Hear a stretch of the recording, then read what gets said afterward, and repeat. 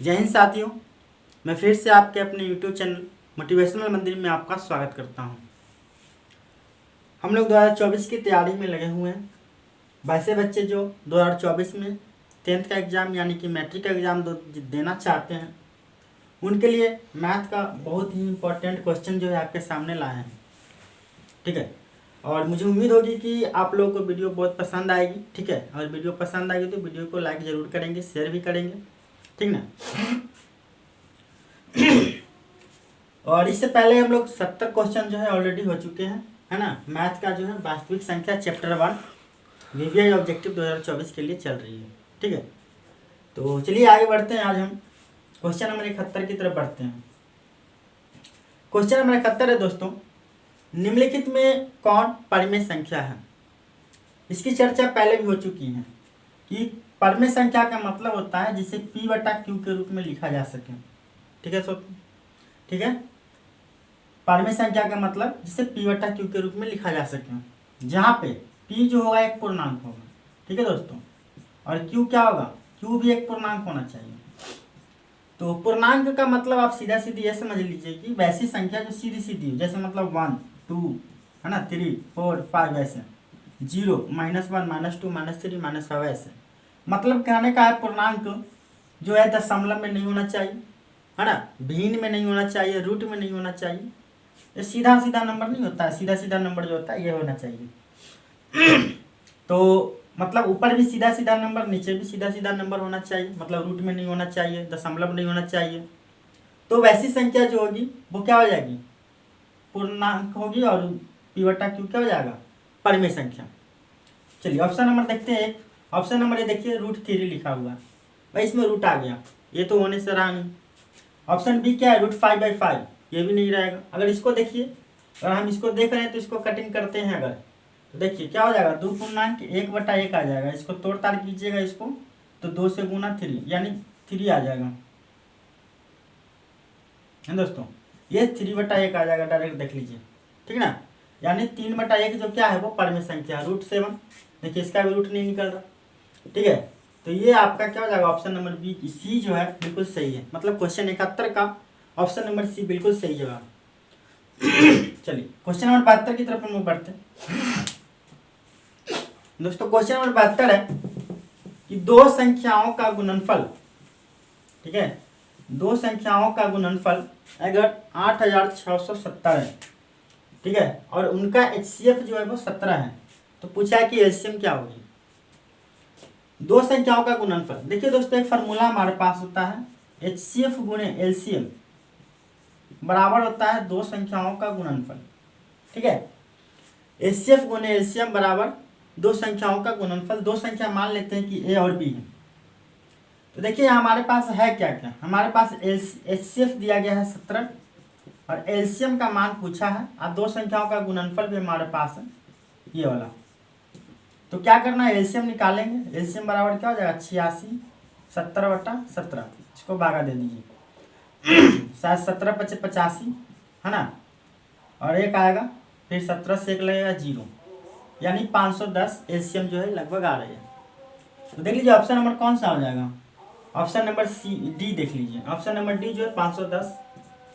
Question number 72 का जो है ऑप्शन डी हो जाएगा आंसर 510। ठीक है, आप लोग कॉपी कलम लेकर के बैठा कीजिए, क्वेश्चन का नंबरिंग कर लीजिए। ठीक है, और उसके बाद अपने हिसाब से आंसर बताइए, और इसके बाद फिर उसको टिक लगाइए। और मेरे बताने के बाद आप चेक कीजिए कि आपका गलत है सही है या गलत है। अगर गलत है तो क्यों गलत है उसको समझिए, और नेक्स्ट टाइम से उसको गलत नहीं कीजिए। ठीक है, आते क्वेश्चन नंबर 73 की तरफ। क्वेश्चन 73 है दोस्तों कि वृत्ताकार पथ पर 3 धावक एक ही स्थान से दौड़ना प्रारंभ करते हैं। एक वृत्ताकार पथ है, उस पर 3 धावक जो है एक ही स्थान से दौड़ना प्रारंभ करते हैं। तो एक चक्कर लगाने में क्रमशः 3 घंटा, 4 घंटा और 8 घंटा। मतलब पहला धावक है उसको एक चक्कर लगाने में 3 घंटे का समय लग रहा, दूसरा धावक उसको 4 घंटे का समय लग रहा, और तीसरा धावक उसको 8 घंटे का समय लग रहा। तीनों को फिर से एक ही प्रस्थान बिंदु पर, जहाँ से उन्होंने स्टार्ट किया था वहाँ पे उनको पहुँचना है। तो टोटल कितने समय लगेगा, यानी कितने समय के बाद वो फिर वापस मिलेंगे। तो दोस्तों याद रखिएगा, इस टाइप का क्वेश्चन कहीं भी आपको मिले, वृत्ताकार पथ पे दौड़ा देना या इस टाइप का जो क्वेश्चन आ रहा है या यही क्वेश्चन आ रहा है, तो कुछ नहीं करना है, जितना समय दिया गया है ना उसको क्या करना है, सिर्फ एलसीएम निकाल देना है। क्या निकाल देना है? एलसीएम। इसका एलसीएम निकाल दीजिएगा, आंसर आ जाएगा। ठीक है, तो जैसे मान लीजिए 3 घंटा है तो 3, 4 और 8, इसका एलसीएम निकालना है। ठीक है, देखिए दोस्तों, एलसीएम निकालने का एक शॉर्टकट तरीका आप ये भी समझ सकते हैं कि इसमें से 3, 4, 8 है, तो 3, 4, 8 है, तो बताइए कि इसमें सबसे बड़ी संख्या 8 है। अब 8 का पहाड़ा आप पढ़िए, 8 का 8, बताइए तीनों में आएगा 8? तीनों में 8 आ रहा? नहीं। 8 दूना 16, तीनों में आएगा? नहीं। 8 3 24, तीनों में आएगा? हाँ, तीनों में 24 आ जाएगा। देखिए, इससे भी आ जाएगा, इसमें भी आएगा और इसमें भी आएगा, तो जो तीनों में आ रहा है तो वही हमारा आंसर हो जाएगा, यानी 24। ठीक है, 24 घंटा। नहीं तो फिर बेसिक तरीका है, उससे भी निकाल सकते हैं आप। 3, 4, 8, देखिए पहले 2 से लगा दीजिए, 3, 2, 4, फिर 2 से लगा दीजिए, 3, 1, 2, गुना कीजिए, 2 दूनी 4, 4 तिया 12, 12 दूना 24। देखिए दोनों से वही आंसर आ रहा है, तो आप शॉर्टकट में ऐसे भी निकाल सकते हैं, 3, 4, 8 कर करके। ठीक है, तो 73 का जो है क्वेश्चन, उसका आंसर जो हो जाएगा ऑप्शन नंबर डी, बिल्कुल सही जवाब है, यानी 73 का डी 24 घंटा। ठीक है दोस्तों, चलिए अब क्वेश्चन नंबर 74 की तरफ बढ़ते हैं। क्वेश्चन नंबर 74 देखिए क्या कहता है। क्वेश्चन नंबर 74 है दोस्तों कि निम्नलिखित में कौन सा युग्म सह अभाज्य है। ठीक है दोस्तों, निम्नलिखित में कौन सा युग्म जो है वो सह अभाज्य है। चलिए समझते हैं कि पहले अभाज्य तो जान ही रहे आप लोग। अभाज्य का मतलब याद रखिएगा कि वैसी संख्या जो एक से कटे और अपने आप से कटे, उससे हम लोग कहते हैं अभाज्य संख्या। ठीक है, और जिसका गुणनखंड जो होता है वो 2 गो आना चाहिए, 2 गो। मतलब जैसे मान लीजिए कोई भी संख्या 2 ले लेते हैं, तो इसका 1 और 2 आएगा। देखिए 2 गुणनखंड हुआ कि नहीं हुआ। भाज्य संख्या का मतलब होता है दोस्तों कि वैसी संख्या जो एक से, अपने आप से और उसके अलावा किसी और से भी कटना चाहिए। ठीक है, वैसी संख्या जो एक से, अपने आप से और उसके अलावा किसी और से कटता है, तो इससे हम लोग भाज्य संख्या कहते हैं।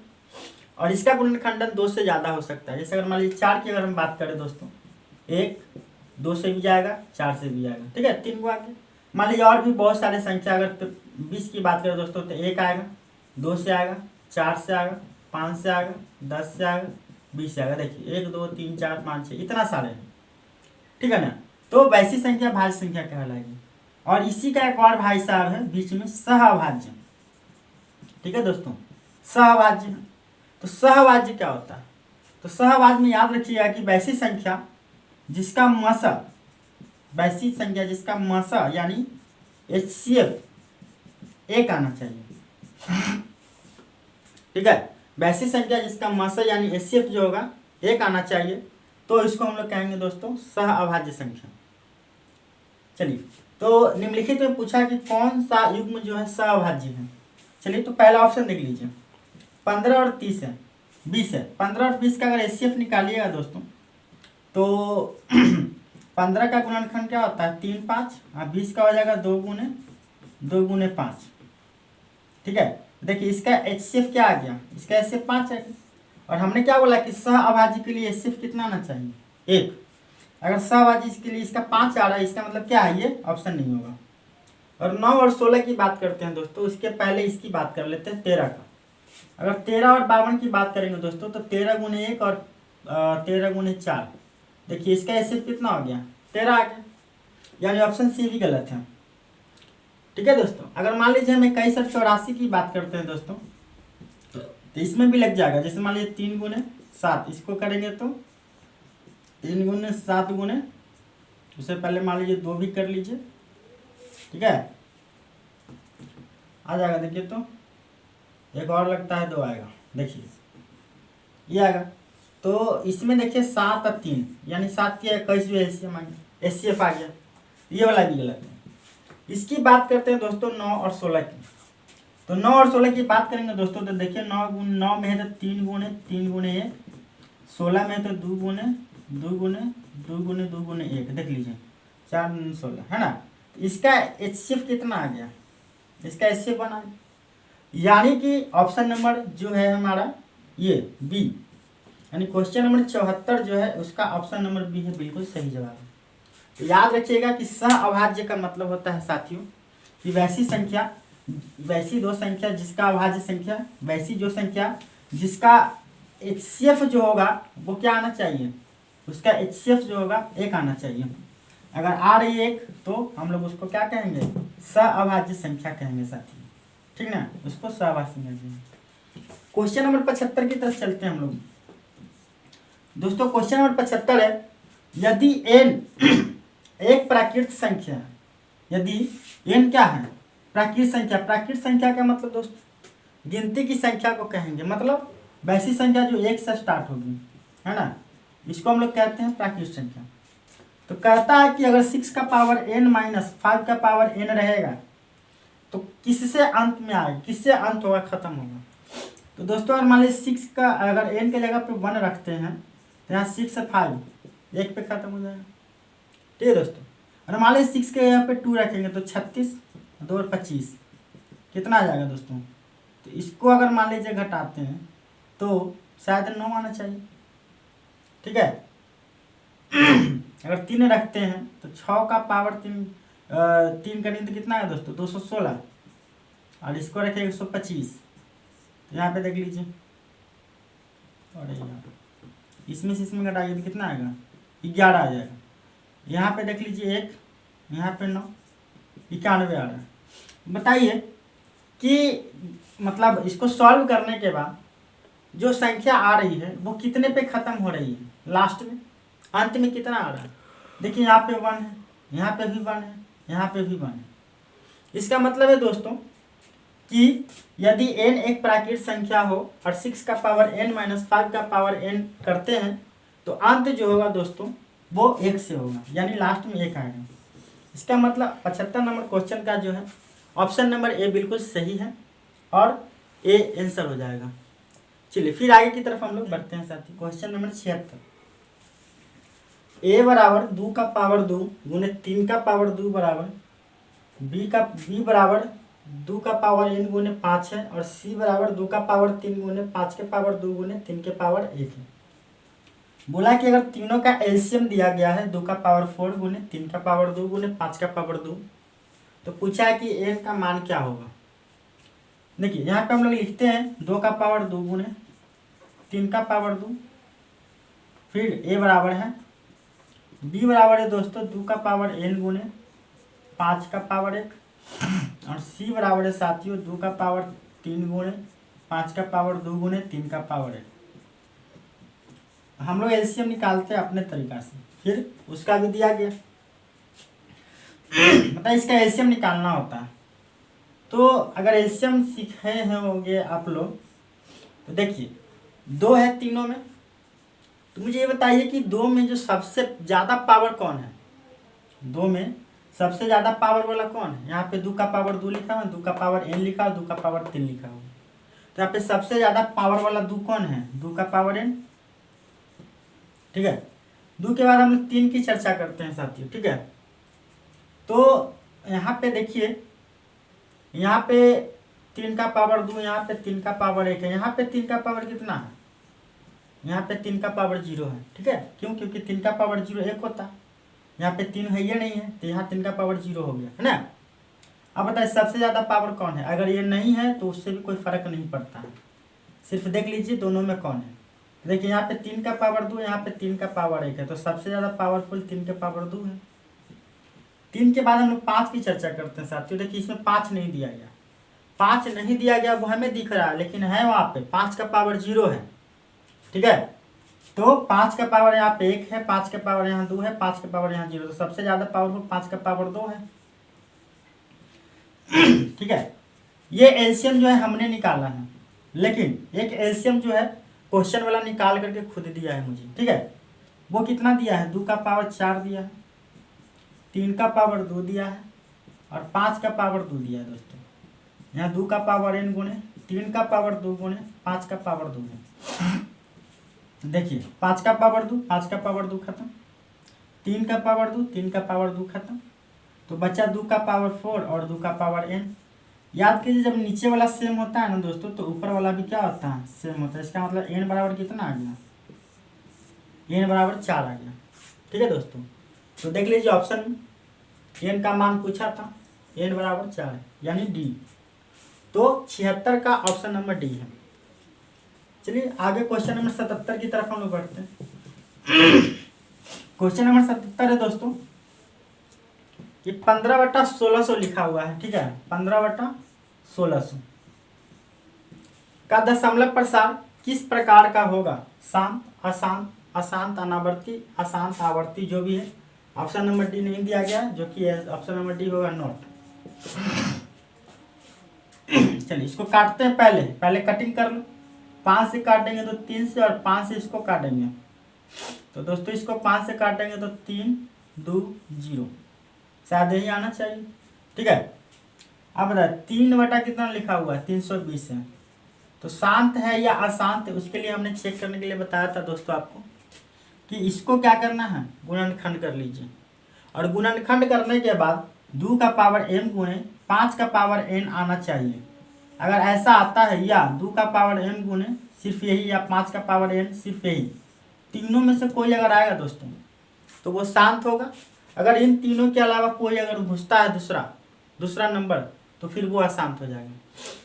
चलिए तो 320 का गुणनखंड कीजिए। इसका दूर करते हैं तो 2 से कितना 160 हो जाएगा, फिर 2 से दोस्तों 80 हो जाएगा, फिर 2 से हो जाएगा 40 हो जाएगा, फिर 2 से हो जाएगा दोस्तों 20 हो जाएगा, फिर 2 से हो जाएगा दोस्तों 10 हो जाएगा, फिर 2 से देख लीजिए 5, फिर 5 से 1, मतलब 1 2 3 4 5 6, 2 का पावर 6 गुणे 5 का पावर 1। देख लीजिए दोस्तों, यहाँ पे देखिए ये वाला फुलफिल किया कि नहीं, मतलब 2 का पावर m गुणे 5 का पावर n के रूप का है। तो अगर ऐसा है तो फिर हम लोग इसको क्या कह देंगे, इसको हम लोग शांत बोल देंगे। मतलब क्वेश्चन नंबर 77 का जो है ऑप्शन नंबर ए बिल्कुल सही है। चलिए अब आते हैं क्वेश्चन नंबर 78 की तरफ। क्वेश्चन नंबर 78 है दोस्तों कि 1440 में 2 का अधिकतम घात कितना हो सकता है। ठीक है, क्वेश्चन नंबर 78 क्या कहता है कि 1440 में 2 का अधिकतम घात कितना हो सकता है, इसके बारे में हम लोग बात करेंगे। चलिए तो 1440 इसका गुणनखंड करते हैं। 2 से अगर दोस्तों करते हैं तो 720 आ जाएगा, 2 से करेंगे दोस्तों तो 360 आ जाएगा, 2 से करेंगे दोस्तों 180, 2 से करेंगे तो 90, 2 से करेंगे तो दोस्तों 45। ठीक है, फिर 3 से अगर कर देते हैं तो 15, फिर 3 से 5 और 5 से 1। ठीक है दोस्तों, तो क्या कह रहा है कि 2 का अधिकतम घात कितना होना चाहिए। 2 का अधिकतम घात दोस्तों गिन लीजिए 1 2 3 4 5, यानी 2 का पावर 5। अब बताइए 2 का अधिकतम घात कितना है, 5, यानी ऑप्शन नंबर जो है सी बिल्कुल यहाँ पे क्या है, सही है। तो 78 का क्वेश्चन नंबर 78 का ऑप्शन नंबर सी 5 बिल्कुल सही है। ठीक है, चलिए अब आते हैं क्वेश्चन नंबर 79 की तरफ। क्वेश्चन नंबर 79 है दोस्तों कि निम्न में कौन अपरिमेय संख्या नहीं है। अच्छा, अपरिमेय संख्या नहीं है का मतलब हमसे पूछा है कि परिमेय संख्या कौन नहीं है। चलिए तो ढूंढते हैं कि जिसका रूट निकल जाएगा वो क्या हो जाएगा, परिमेय संख्या नहीं, अपरिमेय नहीं हो। तो रूट 11 देखिए, इसका सीधा सीधे रूट नहीं निकलेगा, रूट 15 भी नहीं निकलेगा। इसका जो दोस्तों है ना 5 का पावर 1/4 लिखा हुआ, 1/4 लिखा हुआ है, बताइए तो ये भी तो होगा नहीं। ठीक है, यानी ऑप्शन नंबर सी ही लग रहा है कि होगा। फिर भी एक बार चेक कर लेते हैं। रूट 9 लिखा हुआ है और रूट 16 है दोस्तों, तो रूट 9 कितना होता है 3, इसका होता है 4, 4 × 12। देखिए यही पी बटा क्यू के रूप में लिख सकते हैं। मतलब ये क्या है, अपरिमेय संख्या नहीं है, मतलब क्या है, परिमेय संख्या है। तो क्वेश्चन नंबर 79 का जो है ऑप्शन नंबर सी बिल्कुल सही जवाब है। चलिए क्वेश्चन नंबर 80 की तरफ हम लोग बढ़ते हैं दोस्तों। क्वेश्चन नंबर 80 कहता है निम्न में कौन अशांत दशमलव प्रसार है। ठीक है, निम्न में कौन अशांत दशमलव प्रसार की बात करते हैं। अशांत का मतलब है दोस्तों कि जिसका हर यानी नीचे वाला जो है 2 का पावर m और 5 के पावर m के रूप का नहीं होना चाहिए। ठीक है, अगर ऐसा नहीं है तो वो क्या हो जाएगा, अशांत हो जाएगा। ठीक है, तो चलिए 18 के लिए हम बात करते हैं दोस्तों, इसको तोड़ते हैं। 2 से 9 3 3 और इसको लिखेंगे दोस्तों 2 का पावर 1 गुणे 3 का पावर 2 आ गया। बताइए इसके रूप का है? इसके रूप का नहीं है। इसका मतलब क्या है कि ये अशांत हो जाएगा। पहला ही ऑप्शन अशांत आ गया। बाकी और चेक कर लेते हैं। 3/8 है तो 8 में दोस्तों 8 की बात करते हैं। 8 को अगर हम लोग तोड़ेंगे 2 से 4, 2 से 2, 2 से 1, मतलब 2 का पावर क्या आ गया दोस्तों? 3 आ गया, है ना। मतलब हमने बोला था कि 3 कंडीशन, 2 का पावर m भी सीधा सीधी रह सकता है, 5 का पावर n भी सीधा सीधी रह सकता है। ठीक है, यहाँ पे 2 का पावर 3 दिया गया है तो 2 का पावर 3 का मतलब ये वाला फॉलो करेगा, मतलब ये क्या है? शांत है। अगर इसकी बात करते हैं दोस्तों तो 2000 है ना। 2000 है तो इसमें भी क्या आएगा? 2 और 5 ही सिर्फ आएगा, उसके अलावा कोई और एंट्री नहीं मारेगा। यानी ऑप्शन नंबर ए जो है हमारा बिल्कुल सही है। क्वेश्चन नंबर 80 का ऑप्शन ए जो है हमारा बिल्कुल सही जवाब है। ठीक है, अब आते हैं क्वेश्चन नंबर 81 की तरफ। मुझे उम्मीद है कि वीडियो आपको पसंद आ रही होगी दोस्तों। वीडियो पसंद आए तो वीडियो को लाइक करें, शेयर करें, सब्सक्राइब करें। चलिए क्वेश्चन नंबर 81। क्वेश्चन नंबर 81 कहता है 625 के अभाज्य गुणनखंड में 5 का घात कितना होगा। तो दोस्तों इसको तोड़ना स्टार्ट कीजिए। ठीक है, 5 इसको अगर हम लगाते हैं दोस्तों तो शायद 125 आएगा, और फिर 5 से लगाएंगे दोस्तों तो 25 आएगा, फिर 5 से अगर लगाते हैं दोस्तों तो 5 आएगा, अब 5 से लगाएंगे दोस्तों तो 1 आएगा। ठीक है ना। तो 5, 1, 2, 3, 4 यानी 5 का पावर कितना है? 4 है। तो हमसे पूछा है कि 625 के अभाज्य गुणनखंड में 5 का घात क्या होगा, कितना हो सकता है।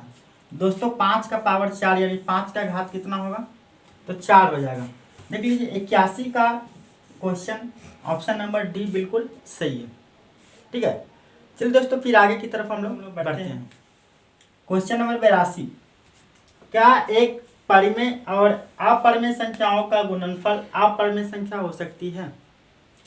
दोस्तों बोला है कि एक परिमेय संख्या होनी चाहिए, एक अपरिमेय संख्या होनी चाहिए। मान लीजिए 2 एक नंबर लेते हैं जो परिमेय है, और √2 क्या है? अपरिमेय है। दोनों को गुना कीजिए 2√2। बोला है कि दोनों का गुणनफल जो है अपरिमेय संख्या हो सकती है क्या? तो दोस्तों कंफर्म 100% कि हाँ होगा।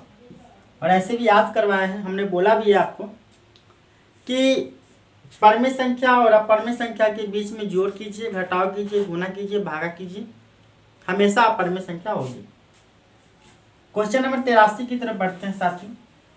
2 परिमेय संख्याओं के बीच अधिकतम कितनी परिमेय संख्या हो सकती है? तो दोस्तों याद रखिएगा 2 परिमेय संख्याओं के बीच अधिकतम अनंत, है ना, मतलब उसके बीच में बहुत सारे संख्याएं हो सकती हैं। जैसे मान लीजिए अगर हम बात करें 2 की और 3 की, ठीक है, ये दोनों क्या है? परिमेय संख्या। अच्छा, इसके बीच में मान लीजिए 2.1, 2.2, 2.3, 2.4, 2.5, 2.6 करके, है ना, या 2.3 से लेकर के 2.9 और यहाँ पे 3 तक आएगा नंबर।